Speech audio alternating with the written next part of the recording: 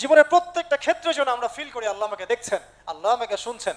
না আমি জেনা করতে পারবো না, না আমি ফ্রি মিক্সিং এ যেতে পারবো না, না আমি সুদ খাইতে পারবো না, না আমি ঘুষ খাইতে পারবো না, আমি দুর্নীতি করতে পারবো না, আমি আল্লাহ বিরোধী কোনো আইন বাস্তবায়ন করতে পারবো না, আমি আমি কোনো ব্যভিচার করতে পারবো না, ধর্ষণ করতে পারবো না, বেপর্দায় চলতে পারবো না, বেনামাজি থাকতে পারবো না, হারাম খাইতে পারবো না, আমি শিরক করতে পারবো না, কুফরে যেতে পারবো না, বেদাতে যেতে পারবো না, আমি ইসলাম বিরোধী কোনো কাজই করতে পারবো না।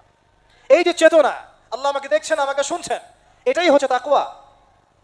আর আমি বেশি করে নামাজ পড়বো, রোজা রাখবো, হজ করবো, যাকাত দিব সামর্থ্য হলে, আমি দান সাদাকা করবো, কোরআন তেলাওয়াত করবো, জিকির আজগার করবো, তাসবিহ তাহলিল করবো, সৎ কাজে আদেশ করবো, অসৎ কাজে নিষেধ করবো, আদর্শ পরিবার করবো, আমি হালাল খাবো, আমার সন্তানদেরকে মানুষ করব, আমি আল্লাহর জন্য জীবন দেওয়ার মানসিকতা রাখবো, দাওয়াতের মেহনত করব, তাবলীগ করব, প্রয়োজনে জিহাদ করব, আল্লাহর জন্য আমি আমার জান মাল সময় শ্রম সব ফেলে দেব।